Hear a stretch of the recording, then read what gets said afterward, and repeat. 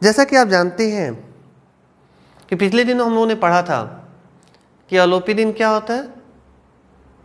बंसीधर के घर जाते हैं जहाँ पे वृद्ध मुंशी जी जो है यानी बंसीधर के पिता अपनी बेटी के बारे में बहुत कुछ भला बुरा कहते हैं, लेकिन आलोपी दिन क्या करते हैं, उनका प्रतिवाद करते हैं। उन्हें यह समझाने की कोशिश करते हैं कि आपका बेटा बहुत ही अच्छा इंसान है, इस समय में ऐसा कर्तव्यनिष्ठ, इतना ईमानदार, सत्यनिष्ठ व्यक्ति मिलना बहुत ही मुश्किल है। अब सोचिए, जहां उनके परिवार के सभी सदस्यों ने उनसे मुंह मोड़ लिया था या उनके प्रति नाराजगी जाहिर की थी, यहां तक कि उनके माता पिता की तो बात छोड़ दीजिए, यहां तक कि उनकी पत्नी भी बहुत दिनों तक उनसे नाराज थी। लेकिन आलोपी दिन को कहीं ना कहीं यह एहसास हुआ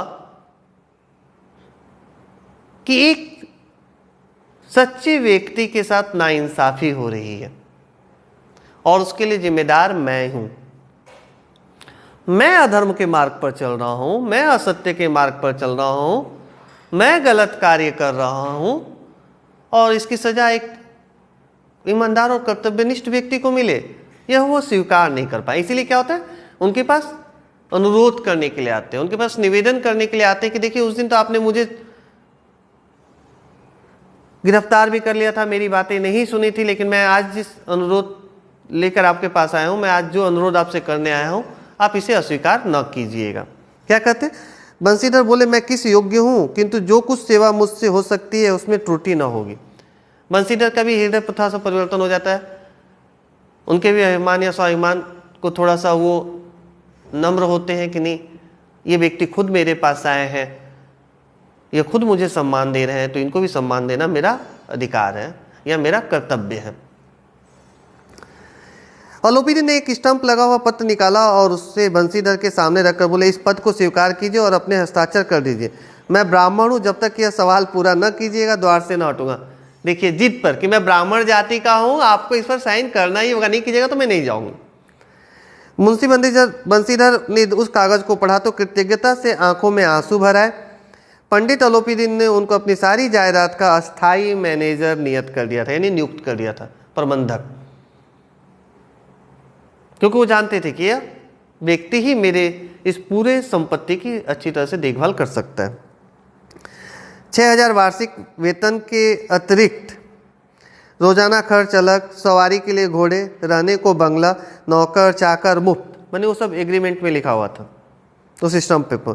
कंपित स्वर में बोले, पंडित जी, मुझ में इतनी सामर्थ्य नहीं है कि आपकी उदारता की प्रशंसा कर सकूं, किंतु मैं ऐसे उच्च पद के योग्य नहीं हूं। बंसीधर बताते अपनी असमर्थता कि क्या आपको लगता है कि मैं इस उत्तरदायित्व को अच्छी तरह से निर्वहन कर सकता हूं, निभा सकता हूं? आलोपी दिन हंसकर बोले, मुझे इस समय एक अयोग्य मनुष्य की ही जरूरत है। बंसीधर ने गंभीर भाव से कहा, यूं मैं आपका दास हूं, आप जैसे कीर्तिवान सज्जन पुरुष की सेवा करना मेरे लिए सौभाग्य की बात है, किंतु मुझ में न विद्या है, न बुद्धि, न वह स्वभाव जो इन त्रुटियों की पूर्ति कर देता है। ऐसे महान कार्य के लिए एक बड़े मर्मज्ञ अनुभवी मनुष्य की जरूरत है। माने जो अनुभवी हो, मर्मज्ञ हो, माने स्मृतियों के बारे में अच्छी तरह से जानकारी रखता हो।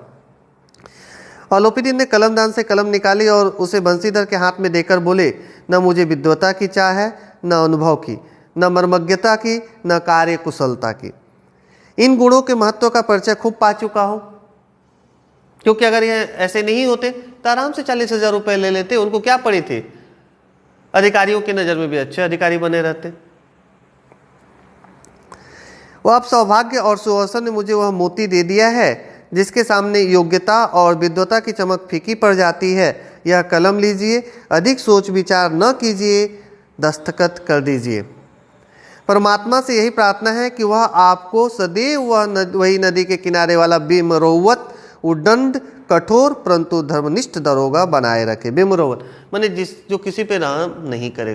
किस पे? किसी पे माने किस पर? जो गलत कार्य करते हैं, बोले वही उद्दंड, यानी उद्दंडता किस में कि जो मैं कर रहा हूं वो सत्य का है, के मार्ग पर चलने वाला अगर रास्ता है, धर्म के मार्ग पर चलने वाला रास्ता है, तो मैं उससे विचलित नहीं होऊंगा। मैं अपने कर्तव्य ईमानदारी से कभी मुंह नहीं मोड़ूंगा। इसके प्रति उद्दंडता की बात हो रही है। धर्मनिष्ठ दरोगा आपको बनाए रखे। बंसीधर की आंखें डबडबा आई। हृदय के संकुचित पात्र में इतना एहसान न समा सका। एक बार फिर पंडित जी की ओर भक्ति और श्रद्धा की दृष्टि से देखा और कांपते हुए हाथ से मैनेजरी के कागज पर हस्ताक्षर कर दिए और फिर उस पर साइन कर देते हैं। अलोपीदीन ने प्रफुल्लित होकर उन्हें गले लगा लिया। देखिए, यही घटना का अंत है। अलोपीदीन क्या करते हैं? उनको खुशी खुशी अपने गले लगा लेते हैं, माने उनके प्रति अपनी आत्मीयता प्रकट करते हैं। अब आप घटनाक्रम का आरंभ याद कीजिए।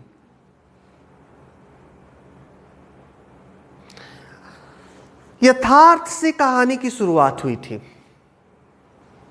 कहानी जब तक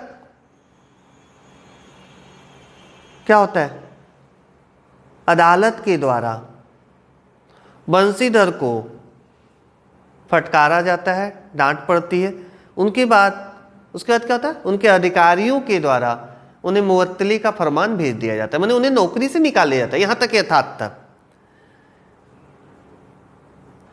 धीरे धीरे देखिए कैसे परिवर्तन हुआ है कहानी क्रम में। अलोपीदीन का हृदय परिवर्तन हो रहा है। पहले वह जब घर पहुंचते हैं बंसीधर के, तो वहां पिता जो है उनके, यानी वृद्ध मुंशी जी, उनके खिलाफ बोलते हैं, वह उन्हें समझाते हैं। उसके बाद क्या करते हैं, उस समय तक अभिमान और स्वाभिमान की भावना थी बंसीधर के भीतर, लेकिन जैसे ही हुआ अलोपीदीन के आचरण और व्यवहार में परिवर्तन देखते हैं, उनका भी हृदय परिवर्तित हो जाता है। और घटनाक्रम का अंत क्या होता है? सुखांत तक। एक समाधान दिखा दिया गया है, एक निष्कर्ष दिखा दिया गया है। यानी यही है आदर्शोन्मुख यथार्थवाद। माने जब यथार्थ, जब वास्तविकता आदर्श की तरफ उन्मुख हो जाती है, अग्रसर हो जाती है, या उसका अंत ऐसे दिखा दिया जाता है, तो इसी को कहते हैं हम आदर्शोन्मुख यथार्थवाद। तो आज तक की कक्षा में यहीं तक, यानी कहानी के बारे में हम लोगों ने पढ़ लिया, इसका अंत भी देख लिया, सुखांतक है, आदर्श की स्थापना की गई है। अगली कक्षा में हम लोग इसके प्रश्नोत्तरों पर चर्चा करेंगे। धन्यवाद।